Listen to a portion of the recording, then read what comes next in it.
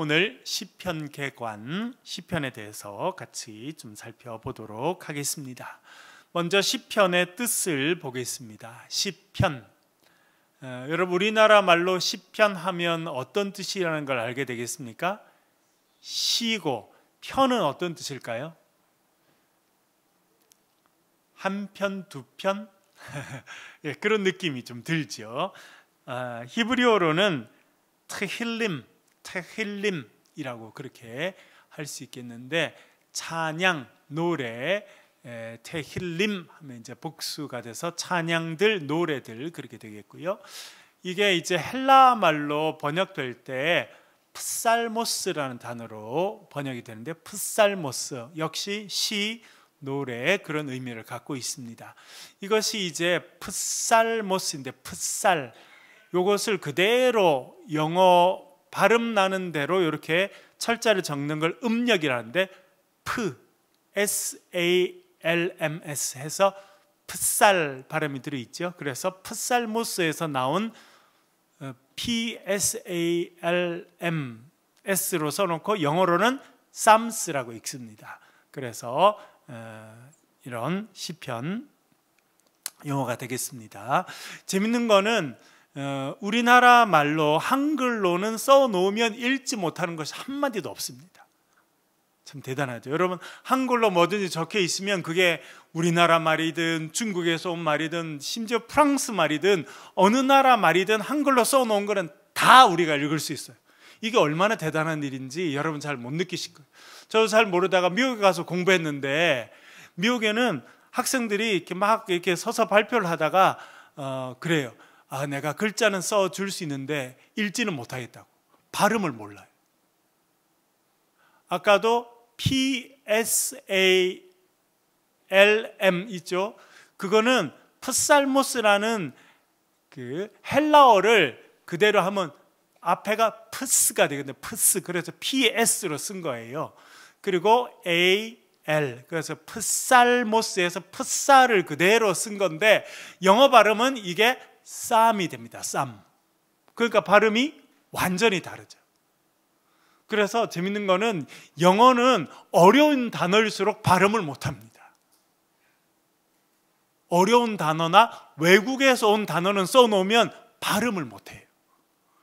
참 재밌는 언어다. 이렇게 우리 그런 면에서 따지면 우리 한글이 참 대단한 겁니다. 그러니까 한글로 써놓은 거는 우리가 못 읽는 사람이 없어요. 아무리 외국 사람이라도. 우리 이제 선교사님들이 그러지 않았습니까? 선교사님들이 다 이제 뭐 20대 초반, 중반, 후반 이럴 때 1800년대 이렇게 들어왔는데, 참 신기한 것을 이분들이 알게 된 거예요.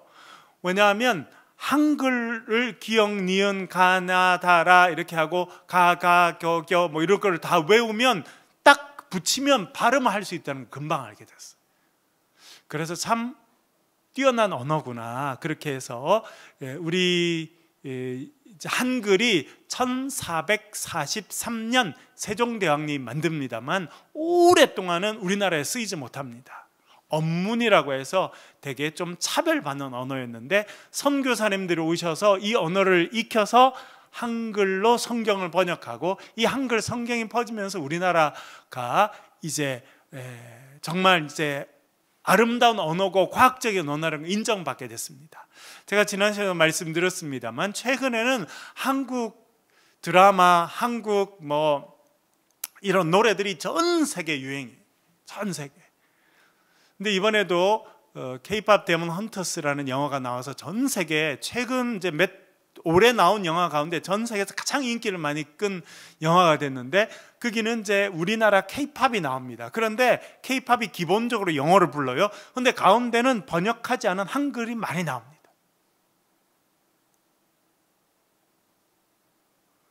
영어를 쭉 쓰다가 갑자기 한국말이 쭉 나옵니다. 그런 게 요즘엔 좀 유행이 돼서 영어를 쓰는 사람들도 요즘에는 한국 단어를 한두 마디 쓰는 게 좀 있어 보인다고 생각됩니다. 얼마나 격세지감인지 모릅니다. 예전에는 우리가 한국말을 쓰다가 영어를 좀 섞었으면 조금 공부를 한 것 같은 그런 느낌이 좀 들었던 것처럼 그렇게 바뀐 거예요. 사람들이 그만큼 이제 한글이라고 하는 우리가 쓰고 있는 이 글자에 대한 우수성을 이렇게 많이 이렇게 인정해 주는 그런 시대가 되었습니다. 하여튼 시편은 찬양들, 노래들 그런 의미다, 그렇게 생각하면 좋겠습니다. 시편의 구성은 몇 편으로 되어 있습니까? 전부 다 150편으로 되어 있습니다. 여러분 성경만 있는 책 있잖아요. 그걸 딱 피면 제일 가운데 펴면 뭐가 나옵니까? 시편이 나옵니다, 무조건. 그래서 성경의 제일 가운데 있고 150편, 제일 긴 가장 방대한 내용을 갖고 있는 것이 시편이다, 그렇게 말씀드릴 수 있습니다. 그런데 이 150편의 시편은 한 권의 책인데 그 안에는 5권의 책으로 나눠져 있습니다. 5권. 여러분 왜 5권이라는 것입니까? 뭐가 5권이기 때문에? 모세, 오경, 토라가 5권이기 때문에 이 시편도 5권의 책으로 묶었다, 그렇게 말씀드릴 수 있겠습니다. 1권은 1편부터 41편, 2권은 42편부터 72편, 3권은 73편부터 89편, 4권은 90편부터 106편, 5권은 107편부터 150편까지 그렇게 되어 있습니다. 토라는 말씀드린 것처럼 이스라엘 백성에 있어서 가장 중요한 책입니다. 그래서 토라를 모세 오경을 토라라고 부르고요. 그리고 신약 성경에서 율법은이라고 이야기하면 그 율법은 이 토라, 모세 오경을 가리키는 그런 말이 되겠습니다. 그러면 여러분 시편은 왜 5권의 책으로 나눠서 마치 모세 오경 5권의 책이 있는 것처럼 5권으로 묶었을까요? 이것이 뭐이기 때문에? 하나님의 말씀이기 때문이다 라고 하는 의미를 갖고 있습니다. 물론 이 시편 그 내용 자체는 하나님께 드리는 시이고 노래이고 찬송이고 기도고 단원시고 그렇게 되어 있습니다만, 이것을 5권으로 묶은 것은 이 하나님께 드리는 이 노래 자체가 하나님께서 또한 우리에게 하시는 말씀이다, 생명의 말씀이다, 그런 의미를 가지고 있습니다. 그래서 150편의 시 가운데 몇 개의 시는 이 토라의 말씀, 모세 오경을 가리키는 이 토라의 말씀을 대단히 중요하게 노래하는 그런 시편이 있습니다. 그래서 그것을 좀 전문적으로는 토라시다, 토라시, 모세 오경, 토라의 중요성을 말씀하는 시다, 그렇게 이야기하는데 그 중에 하나가 우리 시편 1편, 우리 많은 분들이 합성하는 시편 1편도 이 토라시입니다. 다시 말씀드리면 토라시는 토라가 중요한 하나님의 말씀이고 그 말씀을 즐거워하는 것이 복 있는 자다라고 하는 내용을 가지고 있습니다. 시편 1편 1절과 2절 읽어보겠습니다. 같이 읽겠습니다. 시작. 복 있는 사람은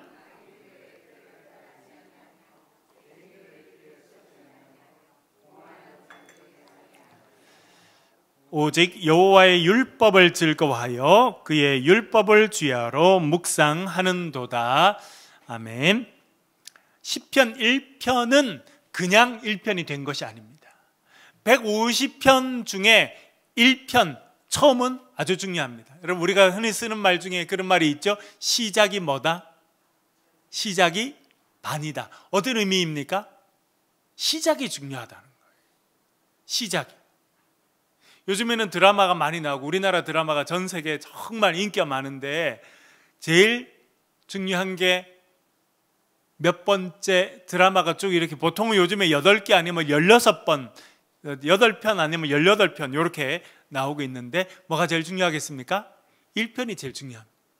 1편 때 관심을 끌지 못하면 그 드라마가 성공하기가 좀 어려워요. 시작이 되게 중요합니다. 시편 1편은 시편 150편 전체를 대표하는 가장 대표적인 시가 1편입니다. 그 시편 1편 중에서도 1장 1절 제 첫 부분이 중요한데 첫 부분이 뭐라 말하고 있습니까? 복 있는 사람은. 그러니까 우리가 금방 알겠죠, 여러분? 시편 150편 전체의 주제가 뭐라는 것입니까? 복 있는 사람이 되십시오 라고 하는 것을 알게 됩니다. 그래서 시편 1편은 복 있는 사람은 이라고 이야기하고 있습니다. 그래서 누가 복 있는 사람이냐? 2절에 가면 이렇게 말하죠. 오직 여호와의 율법을 즐거워하여 그의 율법을 주야로 묵상하는도다. 다시 말씀드리면 복 있는 사람은 누구라는 겁니까? 여호와의 율법. 여기서 말하는 여호와의 율법이 뭘 이야기하겠습니까? 모세 오경 토라를 이야기하는 것입니다. 토라. 그래서 여기서 나오는 율법은 다 토라라는 말씀, 모세 오경이라는 뜻입니다. 그러니까 하나님께 주신, 모세를 통해 주신 5개의 책, 이 여호와의 말씀을 즐거워하는 사람이 복 있는 사람이고, 그것을 기뻐하고 즐거워하기 때문에 계속 묵상하는 것. 여러분, 좋아하는 노래가 있으면 여러분 자주 듣습니까? 안 듣습니까? 자주 듣죠. 예. 저도 핸델의 메시아를 좋아해서 주일날 아내랑 차 타고 올 때는 대부분 핸델의 메시아를 듣고 오게 됩니다.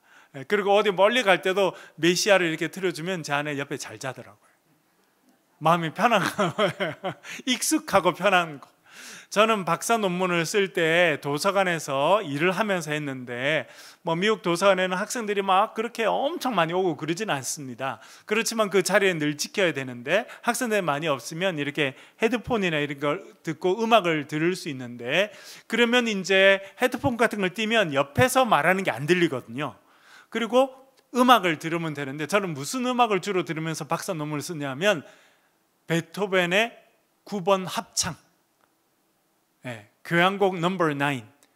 아마 제가 한 200번은 듣지 않았을까.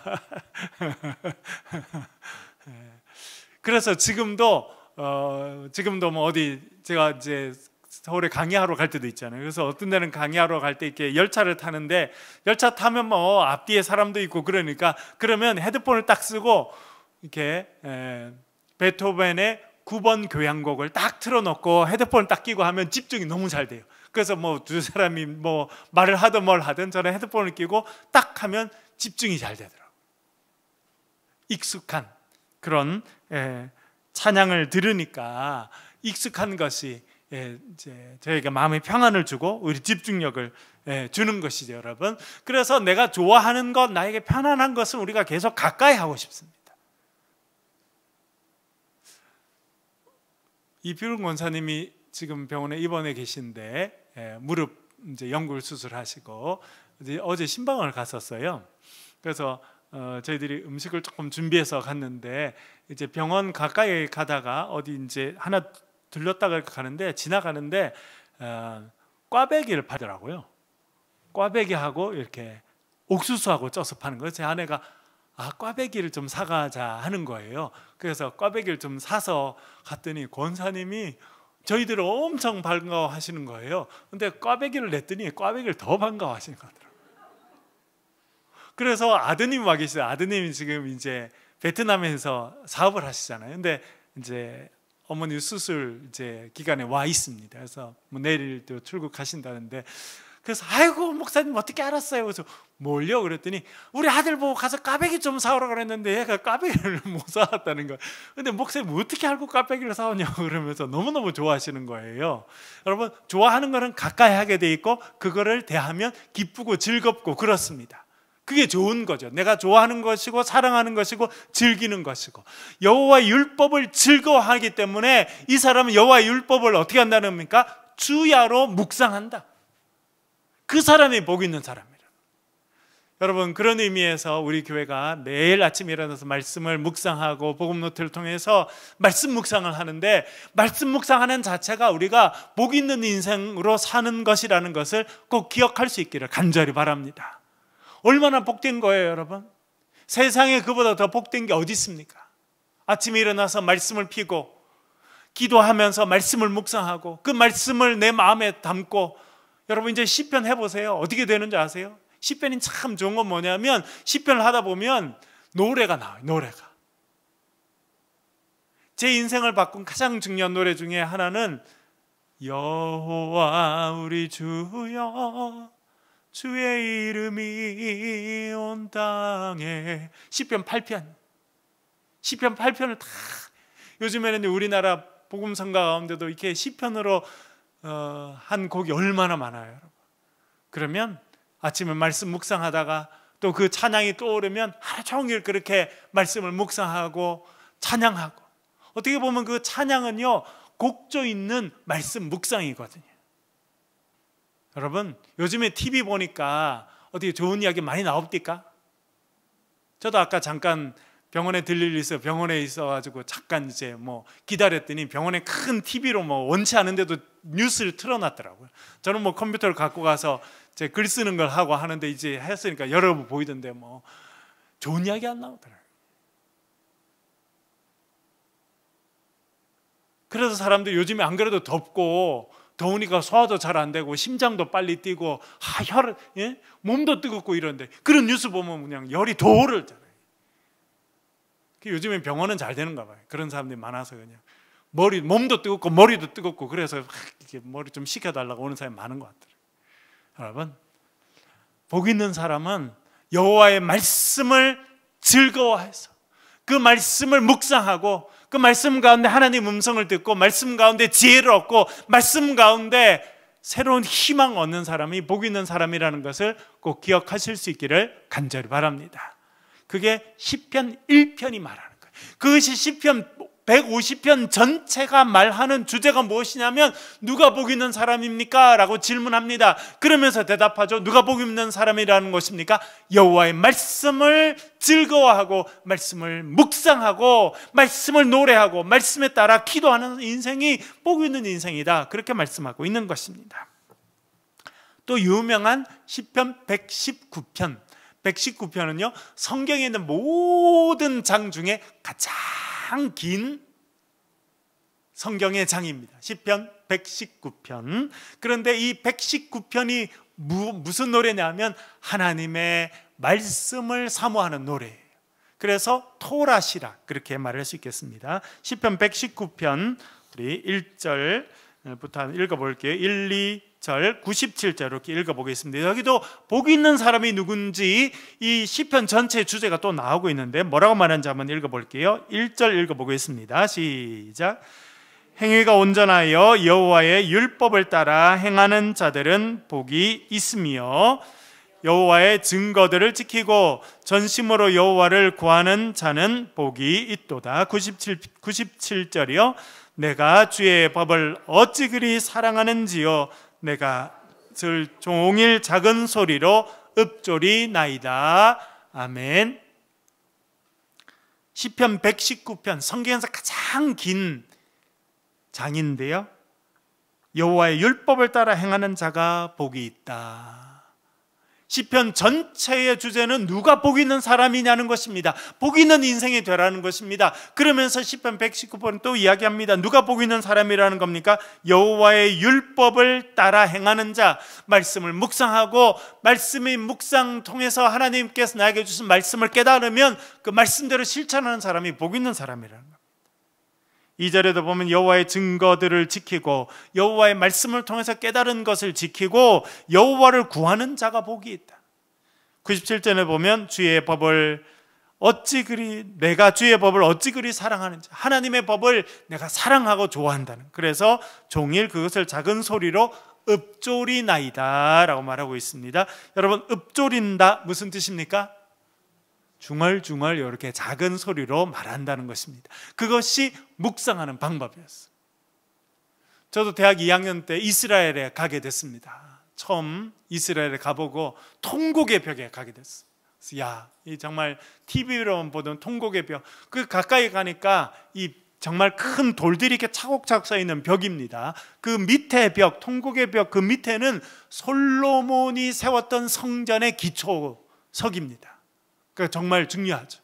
그러나 그 위에는 다 무너지고 솔로몬 성전이 무너지고 또 스룹바벨이 세웠던 성전도 싹 무너지고, 그리고 그 위에는 지금 이슬람 사원이 서 있거든요. 그 꼭대기에 이슬람 사원이 서 있어요. 그 이슬람 사원이 서 있는 그것과 접해 있는 그 옆에 벽이 통곡의 벽이, 그러니까 유대인들은 오면 사실 여기에 솔로몬의 성전이 서 있었는데, 예수님께서 밟으셨던 그 거대한 성전이 있었는데 그 성전은 어디 가고 이슬람 사원이 세워져 있고 그 솔로몬 성전의 기초성만 남아있는 그것이 통곡의 벽, 서쪽의 벽입니다. 큰 돌들이 이렇게 쫙쫙 쌓이는데 가까이 가서 보니까요, 그 틈마다 전부 다 종이가 다 끼어져 있어요. 그래서 무슨 종이냐 그랬더니 다 기도 제목을 써가지고 자기 기도 제목을 쓴 거를 거기다가 벽에다가 집어넣고 그리고 기도하는 거예요. 그리고 옆에 보니까 하시딤, 조금 이따가 그 단어가 나오겠습니다. 하시딤 혹은 하레딤이라고 부르는 사람들인데 경건한 자들이라는 뜻입니다. 유대인들 가운데서도 지금도 하시딤들이 있습니다. 이 하시딤은요, 종교인으로 아이들을 성장하게 합니다. 그렇다고 성직자는 아닙니다. 사실은 성직자 그룹은 아닌데 평신도 가운데서도 신약 성경에 나오는, 어떻게 보면 이 바리새인들의 후손으로 성장한 그 사람들을 요즘에도 하시딤이라 그렇게 이야기하는데, 그 사람들은, 남자들은 까만 옷을 입고요, 모자를 쓰고, 그리고 귀 바로 옆에 있는 여기 머리카락이 있죠, 이거는 평생 깎지 않습니다. 귀 바로 옆에 있는 거 평생 깎지 않아서 이렇게 쭈르륵 늘어져 있어요. 이렇게 그리고 똘똘똘 말아서 이렇게. 특이하죠. 그 사람들이 옆에 쭉 있는데 뭘 하냐 봤더니 조그마한 성경을, 토라를 이렇게 들고 아락 뭘만 흔들면서 정말 이렇게 하더라고. 그게 읊조리는 거고, 그게 성경을 묵상하는 방법. 그러니까 여기서도 복 있는 사람은 누구냐? 여호와의 율법, 하나님의 말씀을 즐거워해서 그 말씀을 입으로 계속 읊조리면서 말씀을 묵상하는 인생이 복 있는 인생이다. 그래서 지금 하시딤이라고 부르는 그 사람들은요, 이 성경의 말씀에 따라 매일의 삶이 그렇게 성경을 암송하는 거예요. 유대인들 중에서도 지금은 약 15% 정도, 전 국민 15% 정도는 전통 하시딤입니다. 이 사람들은요, 군대 안 갑니다. 따로 직업이 없습니다. 뭘 하느냐? 아침에 일어나면 잘 씻고 옷 잘 입고 성경 펴서 토론하고 이야기하고 그거 암송하고, 그게 일이에요. 왜? 그게 가장 중요한 일이라고 생각하기 때문에 그 일을 하는 거예요. 그 밑에 보면 이제 주제를 제가 써놨죠. 복 있는 사람이 되라. 이것이 주제예요. 어떤 사람이 복 있는 사람이라는 것입니까? 여호와의 말씀을 즐거워하여 그 말씀을 주야로 묵상하는 사람이다는 것입니다. 시편의 저자들이 있습니다. 150편의 저자들 있는데 제일 많은 사람은 역시 다윗입니다. 다윗은 73편, 다윗이라고 이름이 되어 있는 것만 73편이고 그 외에도 이제 이름이 없는 것 가운데도 다윗이 썼다고 생각하는 게 많이 있습니다만, 다윗의 시라고 되어 있는 것이 73편이고요. 아삽, 여러분 다윗이 세운 3명의 지휘자들, 음악 감독들이 있었죠. 누구였습니까? 헤만, 아삽, 여두둔. 여두둔의 이름이 에단이었죠. 에단. 그래서 그 중에 한 명이었던 아삽의 시가 12편이 있고 고라자손의 시가 11편이 있습니다. 고라자손. 그리고 솔로몬의 시가 있는데요. 네, 넘겨주시고, 솔로몬의 시는 2편입니다. 72편과 127편. 에단, 여두둔이라고 불렸던 에단의 시가 1편이 있고, 여기는 심지어 모세의 시가 1편이 있습니다. 90편은 모세의 시이고, 익명의 시인들이 지은 시가 50편이다. 그렇게 정리할 수 있겠습니다. 말씀드린 것처럼 이 익명의 시 가운데 많은 것들은 어떤 내용이나 문체를 봐서 다윗의 시거나 혹은 다윗의 시를 따라하는 것이 아닌가, 이렇게 생각되는 게 있어서 사실은 다윗의 시는 73편보다 더 많을 것이다, 이렇게 생각하게 됩니다. 그런데 이 150편은 얼마만큼의 시간을 가지고 적혀졌냐면 1000년 정도의 시간을 가지고 있는 시다, 그렇게 말씀드릴 수 있겠습니다. 가장 오래된 것으로 남아있는 것은 시편 90편입니다. 시편 90편에 보면 이렇게 되어 있는데요. 하나님의 사람 모세의 기도다, 그렇게 되어 있습니다.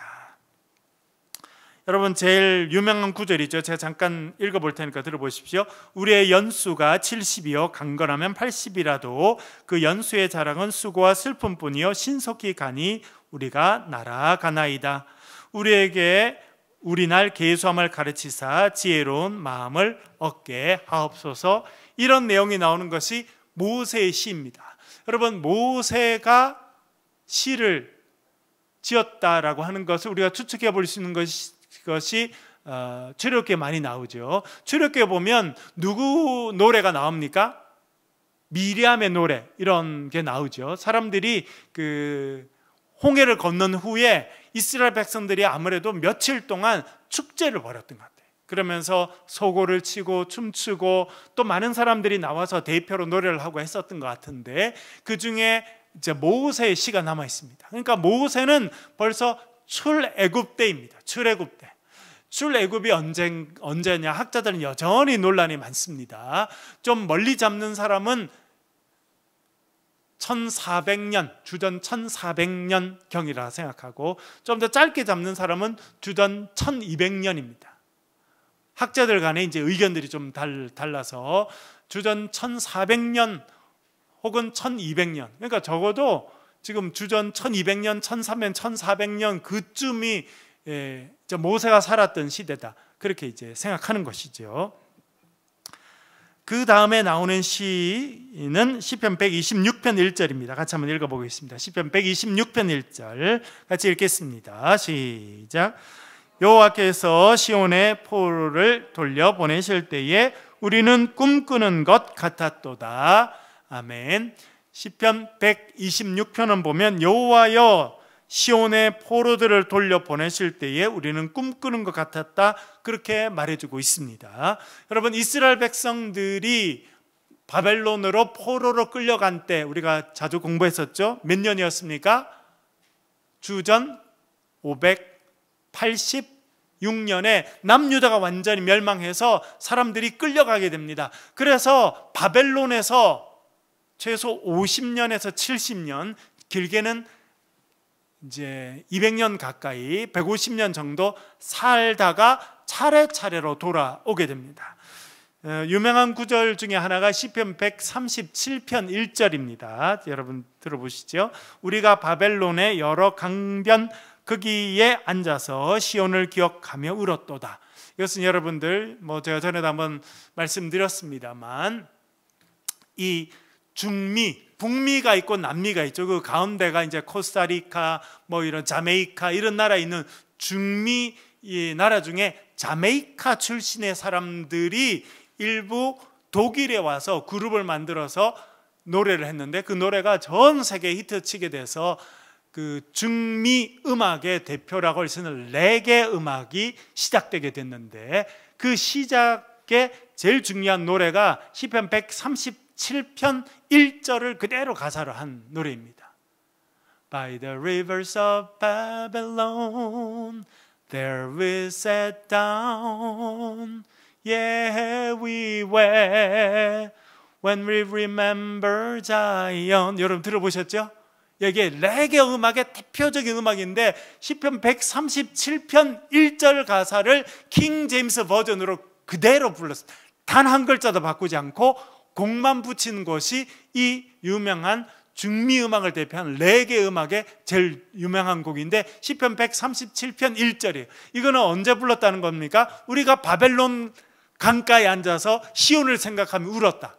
그러니까 바벨론으로 끌려간 백성들이 바벨론 아하와 강가, 그 강가에 앉아가지고 고향을 생각하며 울었다. 그 내용이 시편 137편에 있습니다. 그러니까 포로 생활 중에 불렀던 노래가 그대로 드리는 건 시편 137편입니다. 그리고 지금 금방 읽은 시편 126편은 그렇게 고향을 생각하며 울던 백성들을 하나님께서 불쌍히 여겨주셔서 바벨론이 멸망하고 페르시아가 서게 되죠. 페르시아의 1대 왕 이름이 누구였습니까? 고레스가 이스라엘 백성들에게 너희들은 예루살렘에 돌아가라 하게 되었을 때 이스라엘 백성들이 돌아오게 됐는데, 그때가 주전 538년입니다. 주전 538년. 그래서 그때 돌아오면서 기쁘게 노래했던 것, 그것이 지금 시편 126편에 있습니다. 그래서 여호와께서 시온의 포로를 돌아오게 하실 때에 우리는 꿈꾸는 것 같았다. 그러니까 이 시편 126편은 포로들이 돌아올 때의 이야기를 담고 있으니까 주전 538년쯤이라 이렇게 생각이 됩니다. 시편 149편 1절, 이것이 시편 가운데서는 가장 늦게 지어진 노래라고 생각이 되는데요. 읽어보겠습니다. 시편 149편 1절 같이 읽어보겠습니다. 시작. 할렐루야.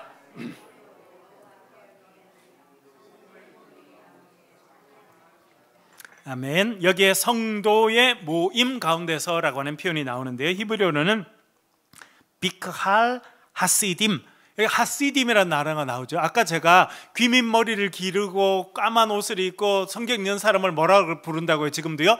하시딤, 경건한 자들이라는 뜻입니다. 경건한 자들. 여기 그대로 히브리어 그대로 하시딤이라 하는데 지금도 그 사람을 하시딤이라 부릅니다. 그리고 그 옛날 지금 시편이 적혀졌을 때도 경건한 자들을 하시딤이라 불렀는데 여기 보면 하시딤이라는 단어가 나오죠. 비크할은 뭐냐면 모임 중에라는 뜻입니다. 그래서 경건한 자들의 모임 중에 우리가 할렐루야 하며 새 노래를 불렀다. 그래서 이것은 학자들은 이제 바벨론에 끌려갔던 사람이 3번에 걸쳐서 1차 포로 귀환하게 되죠. 그때는 스룹바벨이 5만 명 정도를 데리고 돌아옵니다. 주전 538년. 두 번째 포로 귀환 때는 누가 옵니까? 제사장이었던 에스라가 백성들을 한 1000여 명 정도 데리고 다시 돌아오게 되고요. 세 번째는 느헤미야가 총독으로 임명받고 돌아와서 예루살렘 성벽을 세우게 되는데 그 세 번째 포로 귀환은 주전 444년입니다. 그러니까 시편 149편은 주전 444년 이후에 적혀졌다는 겁니다. 아까 제가 말씀드렸죠. 모세의 노래가 있는데 모세는 출애굽을 멀리 잡으면 주전 1400년입니다. 그러니까 주전 1400년에 노래했던 모세의 노래와 주전 440년쯤에 불렀던 백성들의 노래, 그러니까 이 시편 150편은 1000년이라고 하는 엄청나게 긴 시간 동안 불려졌던 그 노래와 그 찬양과 그 기도가 모여진 것이다. 그러니까 1000년의 시간. 여러분 여기 경주 가보면 통일신라 시대 유물이 있잖아요. 통일신라 시대 몇 년 동안 존속했습니까? 예, 주전 50년부터 있었더라고요. 주전 50년부터 이제 930년 정도. 그러니까 통일신라가 한 1000년 정도 있었는데 이 시편은 1000년의 시간 동안 적혀진, 그러니까 그래서 제가 제목을 1000년의 노래다 그렇게 엄청나게 긴 시간 동안 적혀진 그런 역사적인 배경을 갖고 있는 것이 시편이다, 그렇게 알 수 있겠습니다. 대표적인 형태를 보겠습니다. 더 많이 있습니다만 아까 제가 토라시라는 걸 말씀드렸죠. 하나님의 말씀 토라를 찬송하는 것을 토라시라 말하는데 이 150편은 주로 3가지 형태를 가진 시가 제일 많습니다. 첫 번째는 찬양시입니다. 찬양시, 하나님께 합당한 영광을 올려드리는 찬송. 왜냐하면 여러분 이 많은 시편의 많은 노래는 언제 불렸겠습니까? 여러분 오늘도 우리가 예배드리러 와서 우리 말씀 듣기 전에 뭘 했습니까? 같이 찬송했죠. 그러니까 예배할 때 모이면 사람들이 반드시 뭘 했다는 겁니까? 찬송을 했지요. 그때 무슨 찬송을 불렀겠습니까? 시편.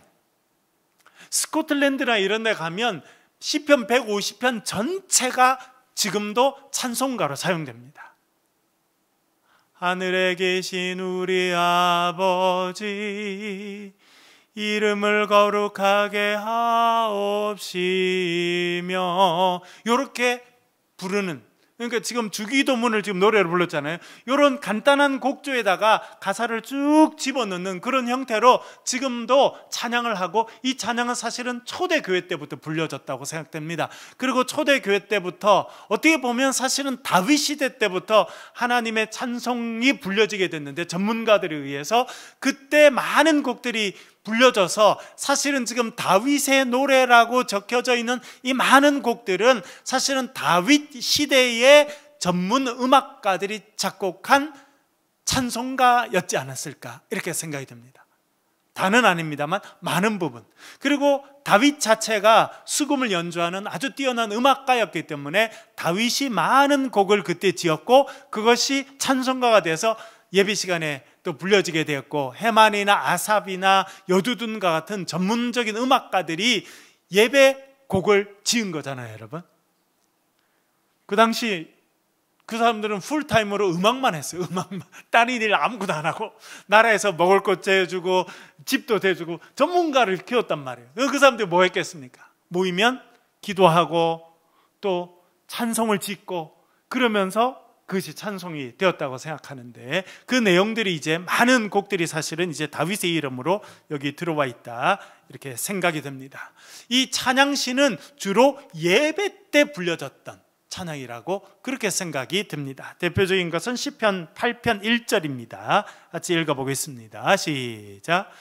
여호와 우리 주여, 주의 이름이 온 땅에 어찌 그리 아름다운지요, 주의 영광이 하늘을 덮었나이다. 아멘.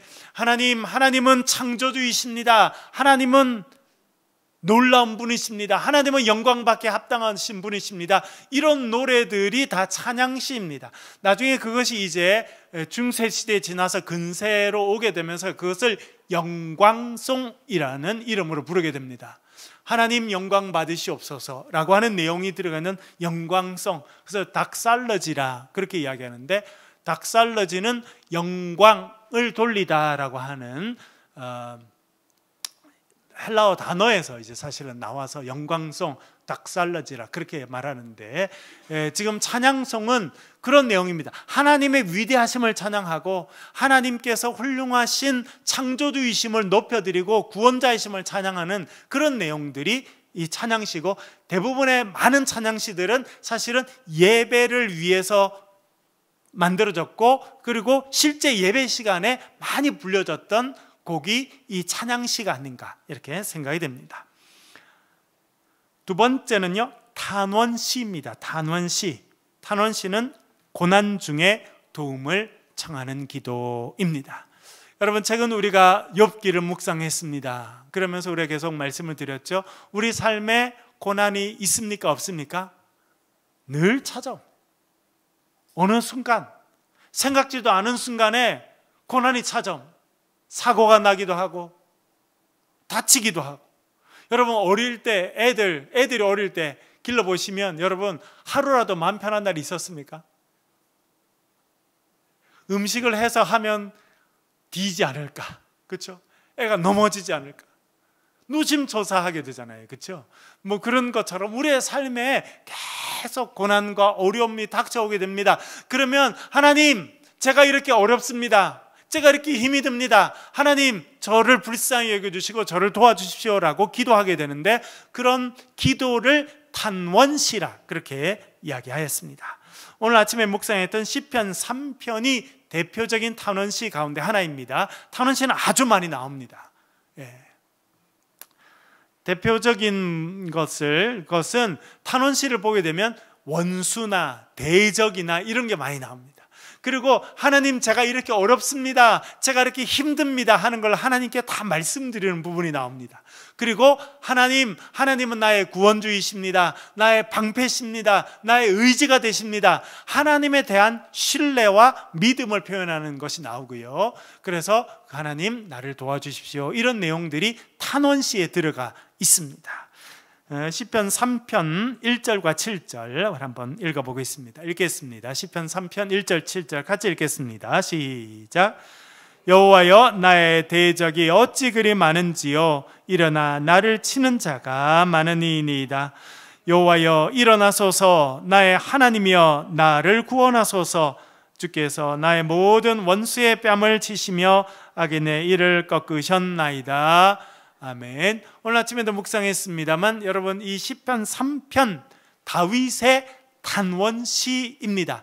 탄원시나 많은 시에 보면 1절 위에 가로 안에 이 시가 언제 적혀졌는지가 나오는데, 시편 3편 다윗의 탄원시는 다윗이 언제 했던 기도 내용이라는 것입니까?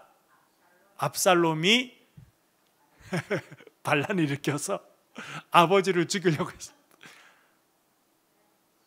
여러분, 참 그런 일은 정말 인간이 겪을 수 있는 가장 고통스러운 일 중에 하나입니다. 친하게 지냈던 친구가 배신을 하는 것도 너무나 힘든 일이죠. 그런데요, 내 몸에서 나온 자식이 칼을 들고 나를 죽이려고 해서 그 위대한 다윗이요, 신발을 신지도 못하고 도망가. 아들의 칼에 죽을 것 같아서. 사실은 잡혔으면 정말 압살롬의 아버지를 죽여버렸을 것입니다. 그렇죠? 여러분, 그렇게 딴 사람도 아니고 자기 신하가 배신해도 힘들 텐데 자기 몸에서 난 세 번째 아들, 그것도 여러분 첫 아들은 압살롬이 죽여버리죠. 둘째 아들은요, 자기가 제일 좋아했던 지혜로운 여성이 낳은 아들이었어요. 아비가일이라고. 나발의 아내였던 아비가일이 얼마나 지혜로운 여인입니까? 그래서 이 다윗이 아비가일을 너무 좋아했어요. 아비가일이 낳은 아들이 유일하게 있었는데 이 아들은 일찍 죽은 것 같아요. 그래서 이름만 나오지 활동을 한 게 안 나옵니다. 그러니까 큰아들은 잘못해서, 그렇죠? 압살롬의 여동생 건드렸다가 압살롬이 죽여버렸죠. 큰아들 죽었죠. 둘째 아들은 아비가일의 그 지혜로운 여인의 아들이라 기대를 했던 것 같은데 아마 일찍 죽은가 봐요. 그 다음에 남은 애가 압살롬이에요. 차례로 이렇게 따지면 지금 다윗이 죽으면 누가 지금 왕위를 이어받을 첫 번째 후보입니까? 압살롬. 압살롬은요, 키도 크고 장대하고 아주, 그런데 잔인해. 그래서 자기 큰형을 죽여버리잖아요. 그렇죠? 그래도 제가 제일 가능성이 있다 생각했는데 아니나 다를까 걔가 반란을 일으킵니다. 여러분, 우리나라도 조선시대 가장 슬픈 일이 뭡니까? 지금도 여러분, 이 재벌가에서 형제들끼리 싸우면 그걸 뭐라고 부릅니까? 뭐라 그래요? 형제의 날. 얼마 전에도 뭐 롯데 가문도 좀 싸우고, 안 싸우는 집이 없어요. 그러니까 여러분, 재벌 안 된 게 감사하게 생각하세요. 그런 마음이 없어요, 여러분? 재벌 돼서 여러분들 애들한테 몇천 원씩 주면 부모 살아있을 때도 싸우고 부모 죽으면 반드시 싸웁니다. 그게 왕자의 난이에요. 그게 역사에서 안 일어난 적이 없어요. 그렇죠, 여러분? 그러니까 우리가 적당히 그냥 뭐 바꿈치 않을 정도 이렇게 잘 있으니까 감사하다 이렇게 생각하시고, 그런 마음이 드시죠? 그러면 다음 주에 감사한금 하시면 되겠습니다.